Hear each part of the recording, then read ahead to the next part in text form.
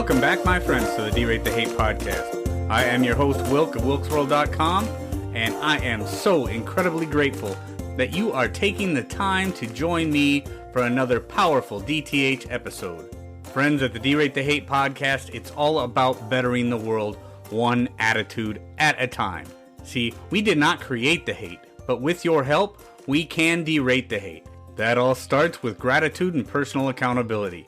We cannot control everything that happens to us in life, but we can control how we react to it. How we act, how we react, no matter what happens to us, how we react to it makes the difference. Friends, there is only one good thing about a bad attitude, and that is that we have the ability as individuals to change it. Here on the DTH podcast, we strive to bring you great guests and provide tools to do just that.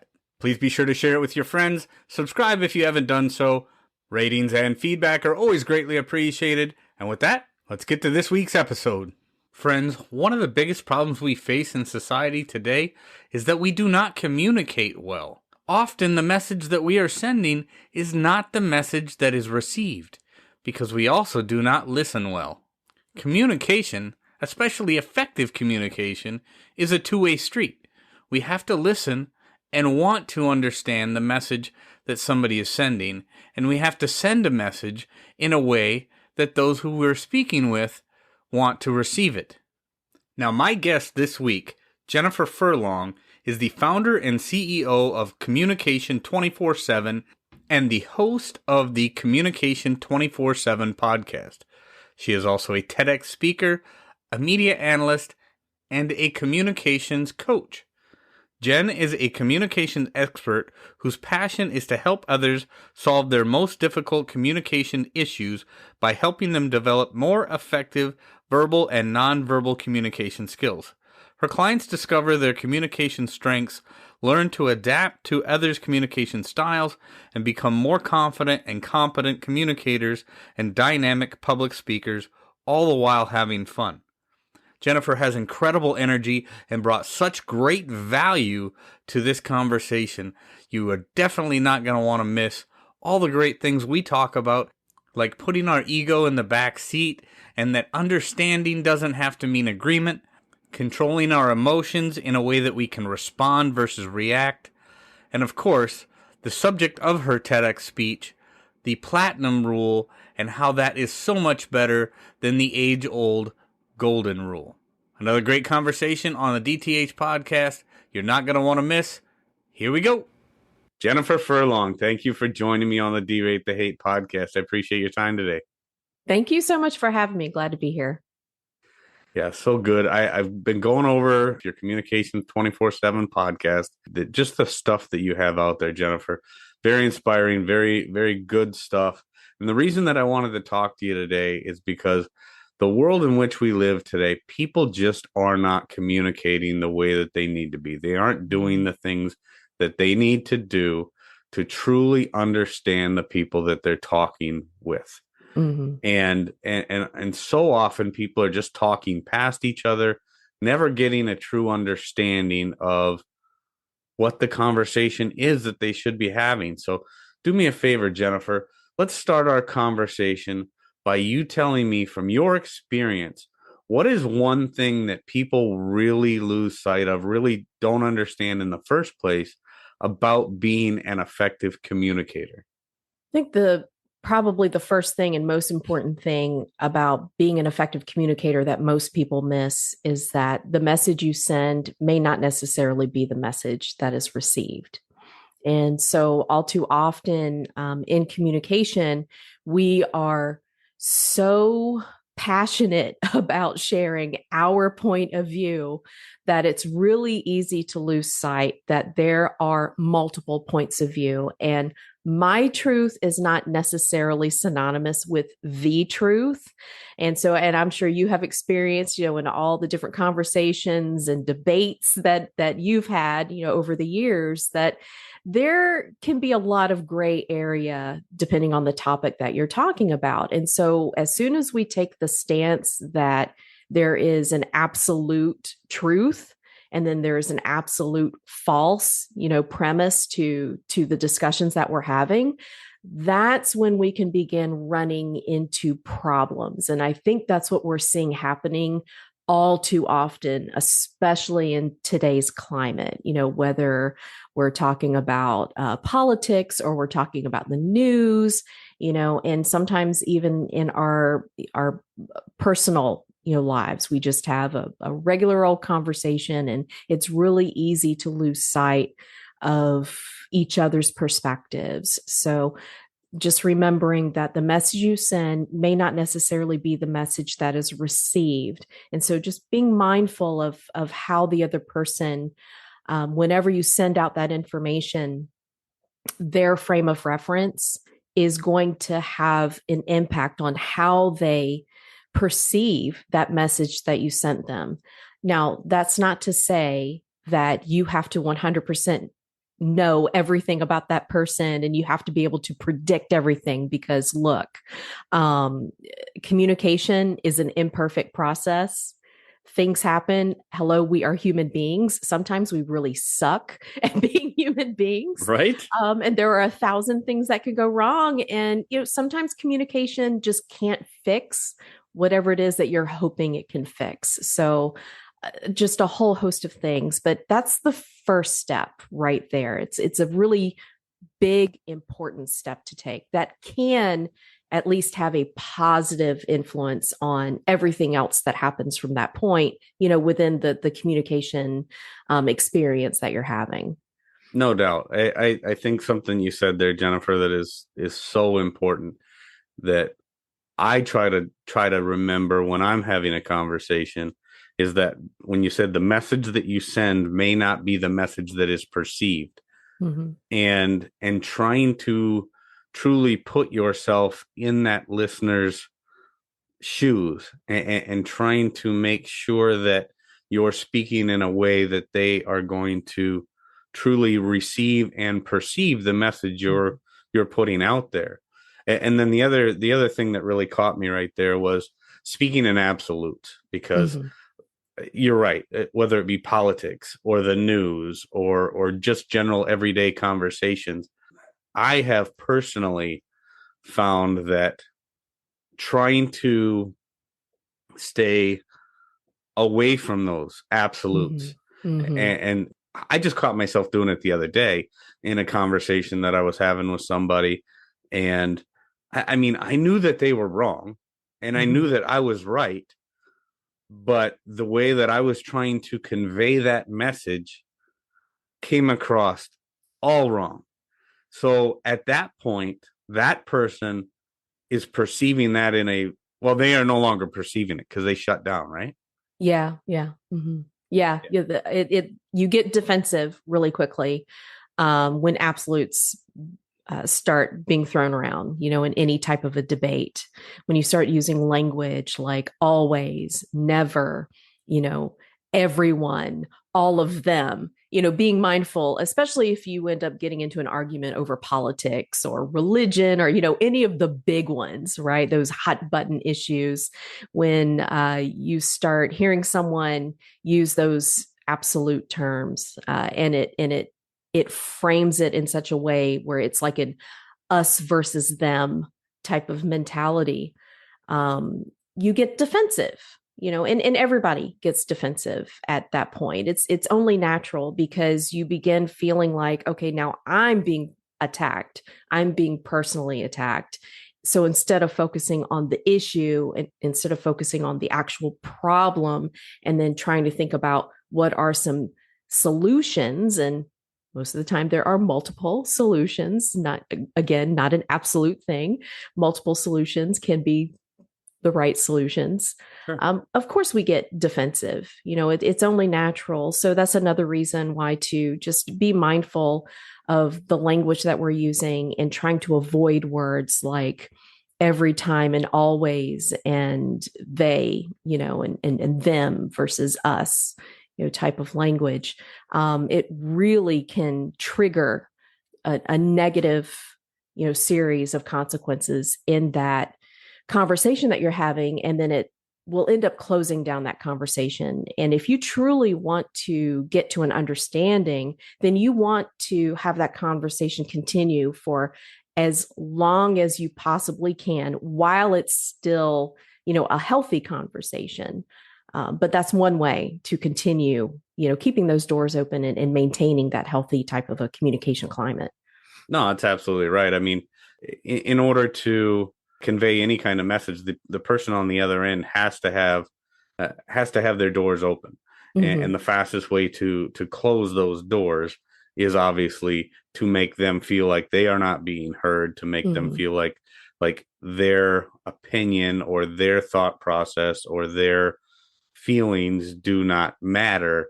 And then, two of the biggest books that made the biggest difference on me when it comes to being a communicator or trying to communicate, and they really just convey the message that to be an effective communicator, you have to be a good listener, is The 7 Habits of Highly Effective People, and then How to Win Friends and Influence People by Dale Carnegie. Yes. Listening, seek first to understand and then be understood. And then you have to listen to that person before they are ever going to open up their doors to listen to you.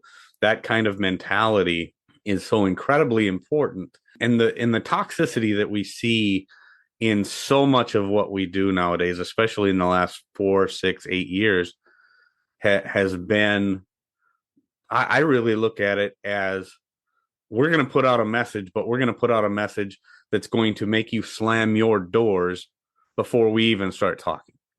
Right. And talk about that, Jennifer. Talk about what you do as a communications expert, a communications analyst.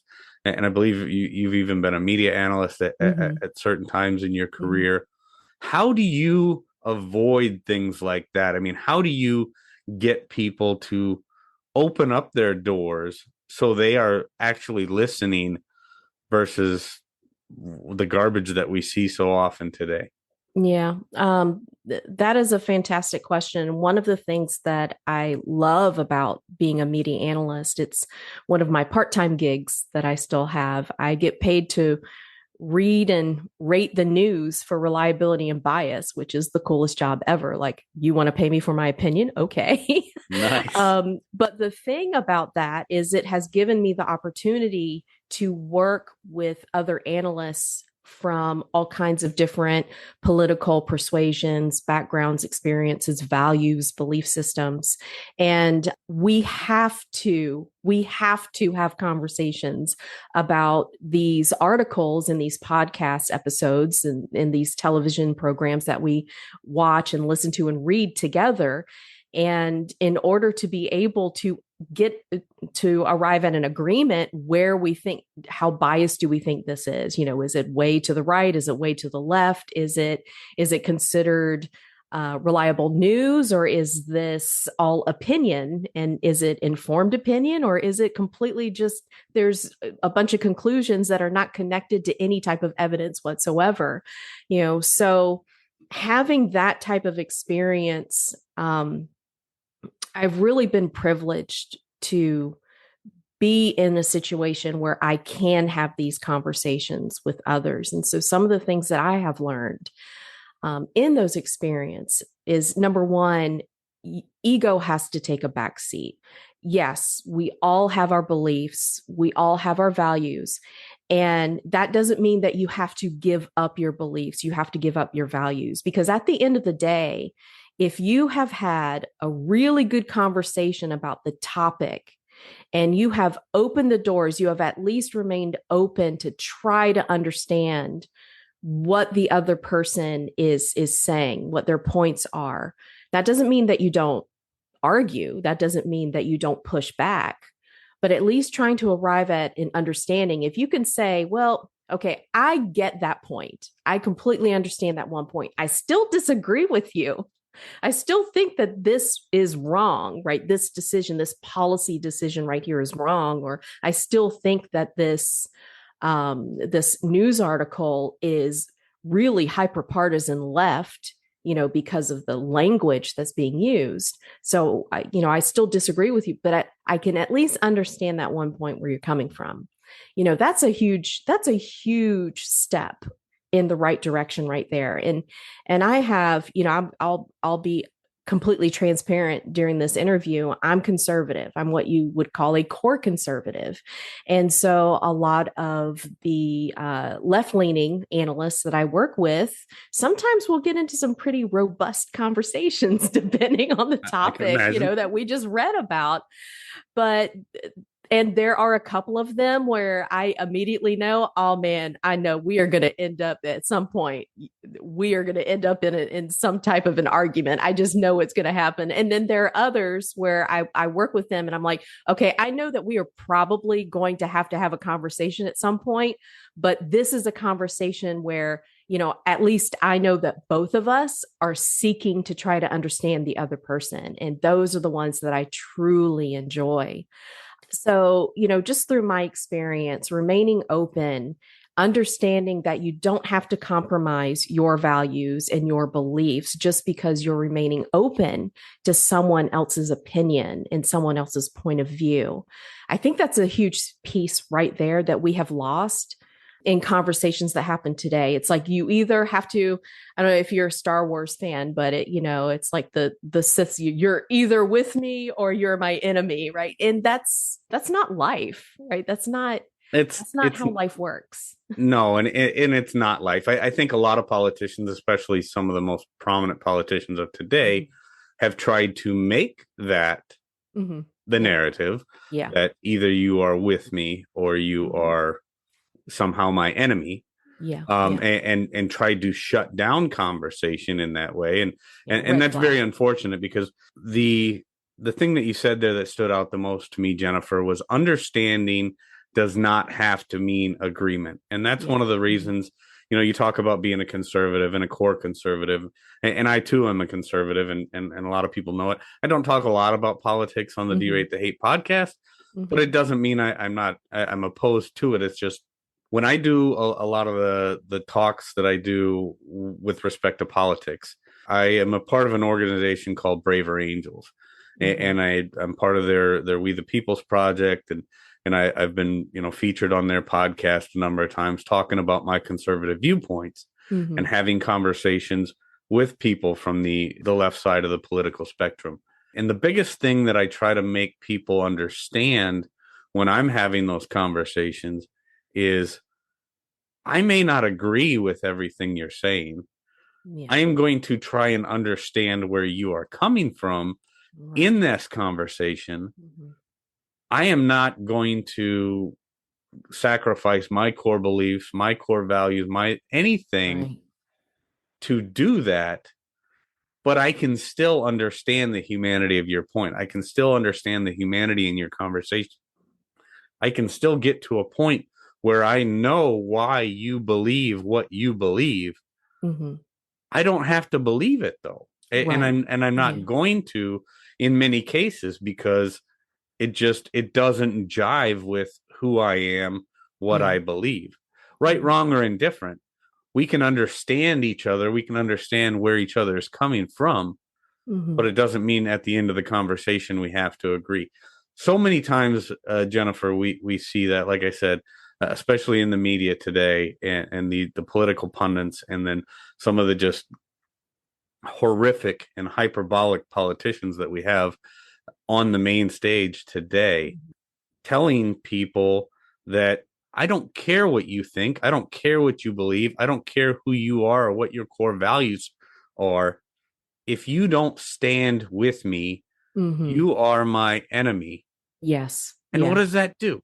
What does that do? It shuts down people. It closes those doors that we were talking about.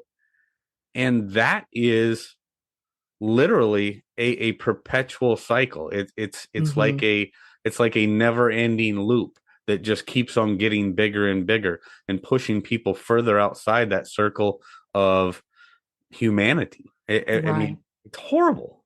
Yeah. And it's very frustrating. And it's also important to note that it's something that doesn't just happen with people who may have different political ideologies from you. I mean, as we have seen, and we won't stay on the political topic for long, because I know that's not the No, hey, this is all right. We're trying to derate the hate.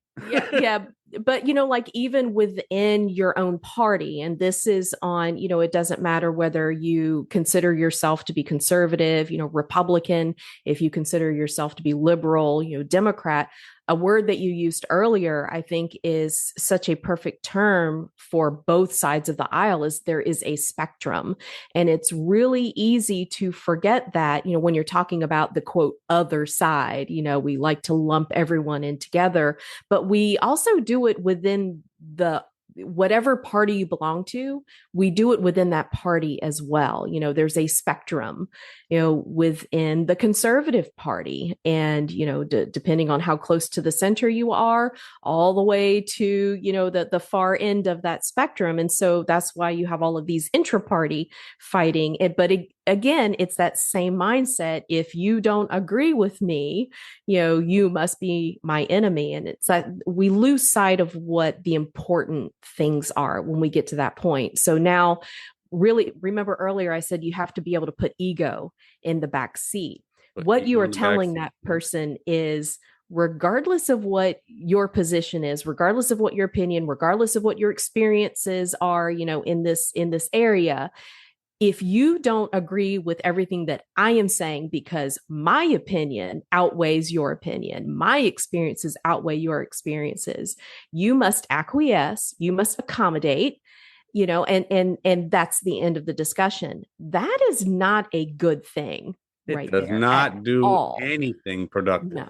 No, you're placing yourself on the pedestal, and that's not going to do anyone any good, especially when you're talking about very important topics that, are the topics that people are making decisions on how to vote. So if you're not willing to have an honest discussion and focus on the topic itself, it's no wonder that we're in the state that we're in, now, because it seems to be that's the way of things, today. That's how everyone is communicating with each other, even within the same party. That is something that has got to stop. It really does. Yeah, no, it's very ugly, Jennifer. It's gotten very ugly. And, I think about it, and I often refer to social media being just a dumpster fire of hate, lies, and misinformation. And and it really is. And the bad thing about it is if you think about it like this, so somebody gets on social media and they're browsing their feed on whichever platform they happen to be on, and they see the different comments on all these different things. And so many people will so readily just throw out just ugly comments and hateful things and say these things. Well, each time they see one of those things, their ire is getting more on fire, so to say, right? So to speak.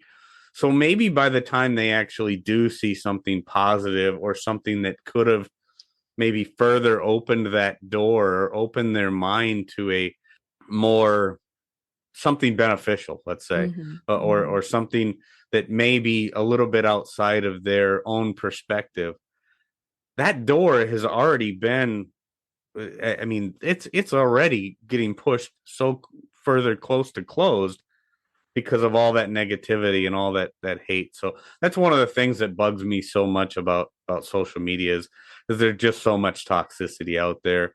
But so let's get back into focusing on communication and being a better communicator and how we as individuals, because one of the things that I talk about the most on the D-Rate the Hate podcast, Jennifer, is bettering the world one attitude at a time. Starts with personal accountability, personal responsibility, how we as individuals can make the world a better place by being better people.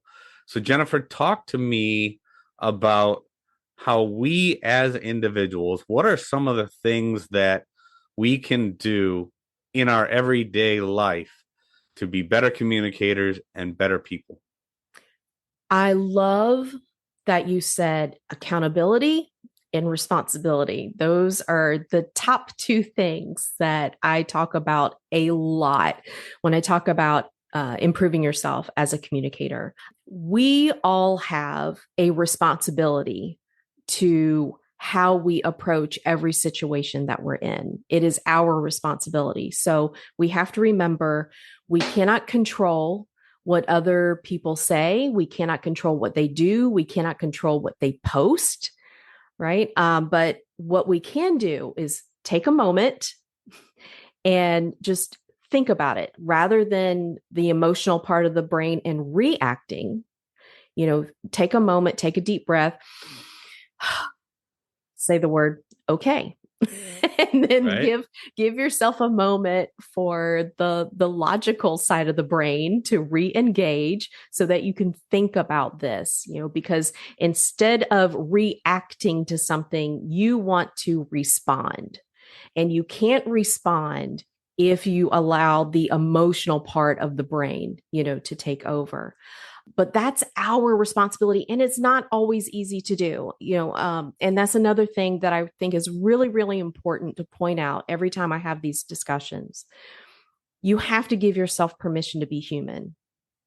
All right. We are imperfect beings. We are all a work in progress. And communication is a skill, just like any other skill. We got to work at it to get good at it. And I hesitate to use the word expert, especially when I talk about myself, because even though I've been doing this for over 30 years, right? And I even taught communication and public speaking courses at the college level for over 18 years. I still get uncomfortable calling myself an expert because I know damn well that I have some serious issues that I still have to work on when it comes to communication. We're all human. Yeah, we are all human. We're all work in progress. So just go into it knowing that there are so many things that we can try. There are tools that we can try. There are things that we can experiment with in every communication scenario. Sometimes it will work. Sometimes it won't. We all know to take that moment, take that deep breath, say, okay, and try to let the logical part of your brain, take over rather than the emotional part of your brain. Sometimes it works, sometimes it doesn't. So you have to have compassion for yourself to know that even though I'm trying, I am going to fall short. And even though I'm trying, sometimes the situation is such that communication is not going to be able to solve this problem. Sometimes the problem is what it is. And now we have to use communication, effective communication, to just maybe figure out a different way, to go about this. So personal accountability and responsibility, those are huge, huge things. Just focus on the things that you can do. What do you have control over? And take that moment, to be able to assess it before you actually respond. Never react, just respond. And that is 100% something that is in your court. That is something that you are able to control. Mm-hmm. Yeah, no, absolutely. Yeah, that's definitely one of the big things that I try to talk about as often as possible is, do not let that emotional side of your brain take over. Respond versus react. It's such an important thing because, again, when people allow their emotions to dictate their actions, bad things will generally happen. Mm-hmm. And the first part of that is understanding there are going to be things outside of our control. I don't care if it's in the news or in the media or your local politician or some national politician or whatever. There are going to be things that are said. There are going to be things that are done. There's so much in this world that we cannot control, but understanding that it starts with us to be accountable for our reaction, respond in a responsible way to those things, and we can be a much better person. Yeah, and then, not everything needs a response. That's right.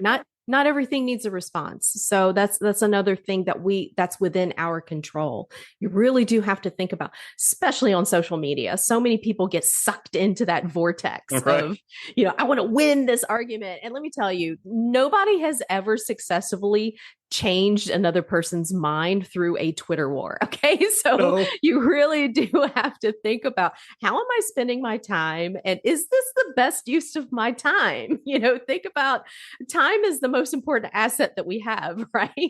So Right, how right. am I spending my time? Am I going back and forth with this person who clearly I am not going to have any type of impact? It's just, I'm getting all riled up. I have given power over my emotions to this perfect stranger, online. So, and that's another aspect of that personal responsibility and accountability, thing that we were just talking about. So taking that moment, and it maybe it doesn't even need a response, really Right. think about that.